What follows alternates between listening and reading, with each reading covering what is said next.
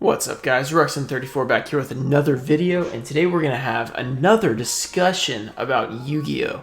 So obviously I'm doing a lot of videos on Yu-Gi-Oh! But we're usually doing openings, and occasionally we'll have a different video, kind of like today. So I've been seeing a couple of things recently that made me kind of think a lot about this topic. So I'm going to be talking about the risk of buying unlimited and non-first edition cards. And what I mean, the difference between unlimited and non-first edition would be like a first edition or an unlimited LOB card has a first edition variant as well as an unlimited variant, but a non-first edition card, as I'm calling it, would be like Morphing Jar or a retro pack card where it was only printed as unlimited. There was never a first edition. There was just a print. It was one print, and that was it. So the risk when buying these, I'm going to start off by talking about first editions. First edition is the first print of a card. So they like made LOB, they had all the LOB set, and they printed first edition on the very first print of it. So we're not going to get into first and second print LOB right now, but it was first edition cards were printed, and then after that they came out with the same exact set, but there was no first edition on it. See, first edition on a Yu-Gi-Oh card, well, let's grab one of our background cards, is right here. They did eventually change it in about 2014, 15, something like that, so now it's down here. But on the older cards, it's all right there onto the bottom left of the art. So if you have a first edition card, it will be right there unless it's one of the newer cards. So that first edition means it was the first print. They printed a bunch of that set and they put first edition on it. For some sets like Cyber Dark Impact right here, there is not much unlimited at all. So it was like a lot of first edition, like the Lost Millennium was like that. A lot of the early GX when Yu-Gi-Oh kind of declined a little bit after hitting a really high peak, it kind of declined a little bit and then it came back later and got really strong. So there's some sets where first edition is not that scarce, but the thing about being first edition is no matter how much they reprint the set, that's still going to be first edition. Like they could go back and reprint Cyber Dark Impact if they wanted to, but they couldn't make it first edition. So that's what I'm going to be talking about, the risk of buying unlimited and non-first edition cards, because they can be reprinted at any time. The things that have made me kind of think about this are the Korean LOB boxes that obviously I've been opening on the channel. These boxes, they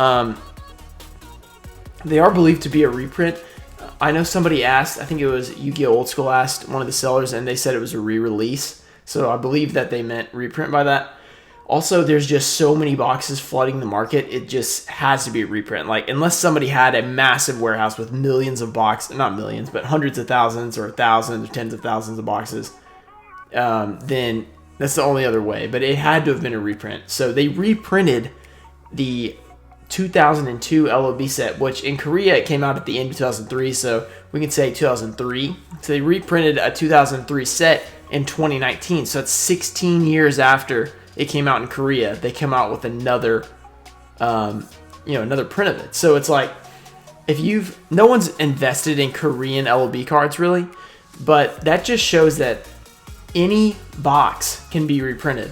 So if you're investing in like unlimited or non-first edition cards, you have to realize that, because like here's why I have my Stardust and my Black Rose. These are both unlimited prints. This Black Rose Dragon, see, this is a pretty expensive card, maybe like $100 in your mint. So I mean, unlimited card, but still costs $100 because this is still super hard to pull. It's one in a case basically. Really tough to get ghost rares, especially in nice condition, and especially the really popular ones like Stardust and Black Rose. But I saw something today. This may or may not be true. Just take this with a grain of salt. But at the same time, this being true or not doesn't actually matter, but it's very important to the point. There are rumors that there's some GX and 5D sets going to be reprinted. So like Stardust, or I always say Stardust Overdrive, but it's the Duelist Genesis because it's Stardust Dragon. The Duelist Genesis, Crossroad of the Chaos were in there. Strike of Neos. So there was a lot of like old sets that they were saying were getting reprinted. It was in a European website though, so it may or may not be happening. But it's a rumor, so don't get too excited or mad or whatever. But there's a rumor that they are going to reprint those. But the point of that is, they can do that. So like whether or not they do it or not doesn't really matter. They could, if they wanted to, reprint Strike of Neos. They could reprint the Duelist Genesis. And once they do that, more Stardust Ghost Rares are going to pop up. So instead of being a $100 near mint card, there's a whole new batch of them. So we're getting mint cards onto the market. So as soon as there are more mint cards, the PSA 10 pop's just going to fly up because everyone views Stardust and Black Rose Dragon as vintage, iconic, very tough, expensive cards. So as soon as they get their Ghost Rare version of from the reprint, they're going to grade it. And they're going to get, you know, a 9 or 10. It's a Ghost, so it might be a little harder. But you get the point. There's going to be a lot more graded, a lot more good grades added to the population because there's a reprint. So it just kills the value of an unlimited card. So if you probably haven't invested too much in unlimited cards, but if you have bought stuff like these Ghost Rares, one thing I've been thinking about is Retro Pack. Retro Pack 1 and 2, they do not have a first edition. So if you have a Blue Eye Shining Dragon, or you have a, what's the big one from Retro Pack 1? I guess there's like Blue Eyes in Retro Pack 1. There's a Relinquish. I think he's super rare, but yeah. Scapegoat's pretty big. So there's a lot of big Retro Pack 1 stuff. But I guess they could just decide, you know what, we're gonna reprint Retro Pack. You know, Retro Pack seems like, oh, everybody likes Retro Pack. The prices are really high. You know what? Let's just print it again. I bet people will like it. And people would love that. They'd be like, oh, Retro Pack reprint. That'd be great to open, have fun. But the Blue Eye Shining Dragons, that price is going to tank. Because there's going to be multiple Blue Eyes Shining Dragons graded in a few weeks as soon as it comes out. So that's a little scary. And I was thinking about this with Tournament Pack. I know they're only supposed to have them from tournaments, but this doesn't have first edition either. So imagine if they decide, you know what, it's 2020, we want to hand out Tournament Pack 2 reprints in the next tournament. So like you go to your locals, you play in the tournament. This year we're giving all the locals Tournament Pack 2 packs. They're reprints, but the same cards. I guess they could do it because it's not first edition. So. I don't know. I don't think that would happen with Tournament Pack. That's one that would be a little hairy, but it's something that could happen. And then Morphing Jars would be, completely destroyed. So they probably won't do that, but you never know. Sometimes they get crazy. So that's Retro Pack and like Tournament Pack would be pretty crazy if they did something like that. So it's just really dangerous when you're messing with unlimited. So as you've seen in Pokemon, I've talked about this before, but the Pokemon cards nowadays, I think the last time they had a first edition stamp was like 2002. So they haven't had a first edition stamp since like Yu-Gi-Oh! Even started. So basically any Pokemon set at all, or any Pokemon card can get reprinted. And they're probably not going to be like actually reprinting the exact set, like because they just come out with new stuff constantly. But as you've seen, the new stuff grades so well, the reprints grade so well. It just makes it really scary with some of that stuff. I know in Magic the Gathering, they don't have a first edition stamp either, but they have this thing called a reserve list. And basically all of the cards on the reserve list are not allowed to be reprinted. Somehow or another, they got it so that it's Wizards of the Coast, right? Yeah, I think Wizards of the Coast to agree that they're not going to reprint those cards. So I don't even know. It's some crazy. That's crazy that they even agree to that. But so they're somewhat safe, I guess, from that. Even though they're probably trying to figure out a way to break that rule. But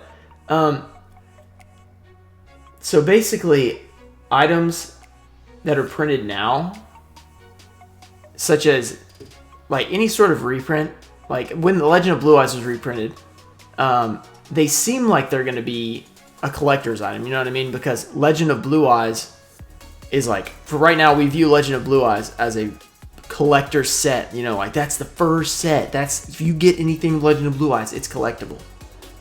But here's the problem. I touched on this a little bit earlier. If you reprint something, it's thought of as collectible, and I mentioned this with the Stardust. This is thought to be a collectible card, thought to be a valuable card. So if there's a reprint, anybody who gets that Stardust is going to see that as a collectible card. So once they think of it as collectible, that's when they keep it safe, they grade it, and once they grade it, they keep it safe. They're keeping a lot more mint cards in circulation, a lot of gem mint 10s, a lot of mint 9s in circulation are being added. It's like whenever there's a product released and it says collector's edition or something on it, anytime you see that, it's those things hardly ever actually go up in value because everyone reads, okay, collector's edition. So you know what that means? I need to collect it. I need to buy it and not open it. I need to buy it, set it aside. So they're like telling you, yeah, go ahead and this is a collectible, you know? So whenever you're told that it's a collectible, more people are going to think of it as a collectible, and the more people that keep something as a collectible / maybe a Blue Eyes or a Stardust, you know, a new reprint, if they think, oh yeah, this is collectible, if I grade this as a 10 and keep it, then I'm going to be rich in a few years. Well, if, you know, hundreds of people do that, the pops are 500 or you know, there's 500 sealed reprint boxes or whatever, you know. So it just kills the future value. The reason that the old cards are so valuable is because people didn't look ahead. They didn't think, oh, Legend of Blue Eyes is going to be a collectible, you know, a collectible card game or a card set, or Blue Eyes is going to be 10,000. If people had thought Blue Eyes, people always like to say this, man, I really wish I had known about Legend of Blue Eyes in 2002. I wish I had known about, you know, Pokemon and base set in 1999. I would have totally bought a bunch of boxes and sat on them. It's like, yeah, well, that would have been great if you had known that, but if multiple people like had known that, if everyone had known that, then these card games wouldn't be worth anything. The value would not be there. So that's just the unlimited. If there ends up being reprints, there can always be reprints. If there ends up being reprints, it's really going to kill all the values of, you know, these sets, such as the Duelist Genesis. But only in unlimited. The first editions are going to be safe because you can't reprint a first edition box because it's only the first time. And that's going back to my point about people thinking of things as collectible. All first editions now, pretty much all sets now, people are thinking, okay, can this first edition be valuable in the future? And it's kind of like making even first editions difficult to retain value because people are ready for it. You know, they're thinking about it in the future. They're getting ready. They're like, oh, is this first edition going to be valuable in the future? So there are way more boxes than there used to be because nobody was buying LOB in 2002 and not opening it. And by nobody, I mean 99.9%. There are those few people who did, and they're really happy they did. They made a great decision. The only time that a first edition box can really like decline, like let's say, or a first edition box or card can like decline in value. It can happen, but it's pretty rare. So like imagine back in 2 or 3 years ago, it was like 2017, 2016, something like that, when Magic Ruler had all those boxes appear on the market. The value for Magic Ruler just tanked, you know, because they found hundreds of boxes. So it's like, it's not really that rare because there are hundreds of boxes on the market. If you want a Magic Ruler box, go on eBay or whatever and buy one. So the values of Magic Ruler went way down. But the thing is, they're still first edition. So people were buying those boxes. Some were opening them, some were not, you know, whatever happened to them. But the value started to go back up. So now Magic Ruler is still pretty expensive now because all those boxes are now either in collections, they've been opened, you know, whatever, they've been spread out, and they're no longer on the market. So Magic Ruler is not flooding the market anymore. It's just on the market, you know, where it is for $700-800 or whatever. So that kind of like finding a bunch of a first edition box, or with Dark Paladin, how there was like 37 graded at one time. That one time, and it was like a couple months ago, and somebody got 19 10s on the corrected art Dark Paladin. That kind of scared people into dipping the price because it really killed the pop. But now it's trending back up, and people are still paying for it. So, not to say that really could. I mean, that could happen again. That's the scary part about Dark Paladin. But with Magic Ruler, Pharaoh's Servant happened as well. It tanked the price, but the price started to go back up. But the difference between PSA and boxes is boxes are gonna get opened. That's the thing. Not all of them necessarily. Like if you find 100 boxes and they get sold out to different people, like probably half of them are gonna be opened. You know, people are gonna open them and search for the cards. Like, I mean, I open boxes. A lot of people are like, no, I'm not opening my box. You know, they're gonna keep them sealed. So there's like half of them are gonna, you know, maybe stay sealed. But as soon as you start opening those, that's half of the boxes are now gone. So it's like you find more boxes is great. Yeah, oh, and now they're flooding the market. But a few months later, half of them have been opened, so it's already declining. The boxes are going back to where they used to be. So as the supply goes down, demand still stays the same or goes up, and the price of the box continues to go back up. So it goes like this. They find the boxes, goes down, then people buy or open, put them in a collection, starts creeping back up. So a couple years later, Magic Ruler recovers.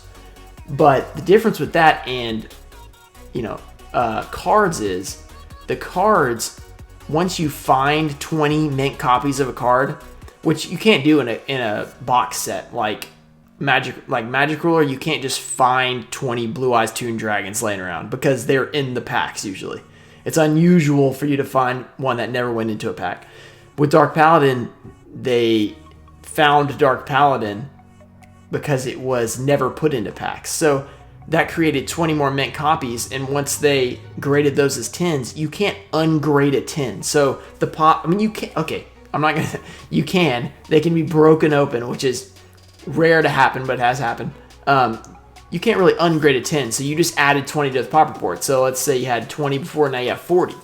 You're never getting 20 back. It's always going to be 40 now. So people are going to, the demand might go up. There's more supply. So that's the scary thing about finding those cards that weren't put into packs. You never know who has hundreds of them stashed away, because then once they get graded and you have a pop of 200 randomly, it's probably going to be hard to supply that 200 demand, or that fill that 200 supply with a demand of $5,000 or whatever that's worth. So I didn't even mean to talk about Dark Paladin. That just kind of came up. But so that's kind of the risk of unlimited buys. There are a lot of things you have to think about and worry about.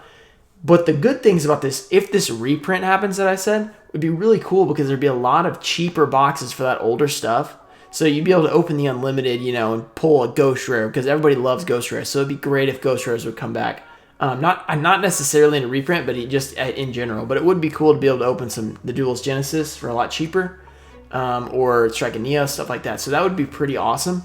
It would also be interesting to see if they reprinted GX. I assume they wouldn't do hobby and retail, because that's just the worst system of all time. I'll talk about it sometime. It's just terrible to have hobby and retail boxes where one box is great and one box is just trash. So I would be interested to see what happens there. Yeah, that's pretty much it for this. If you guys have any comments regarding unlimited and non-first edition cards, let me know in the comments. Especially, I'm really interested what you guys think about a reprint of Morphing, like a Morphing Jar or something like that. A reprint of Tournament Pack or Retro Pack. That's the things that I think would be huge. Collectors would be really angry. I would not be happy if they reprinted Morphing Jar, because obviously I have a PSA 10. There's only 21 of them. That would just absolutely kill the price.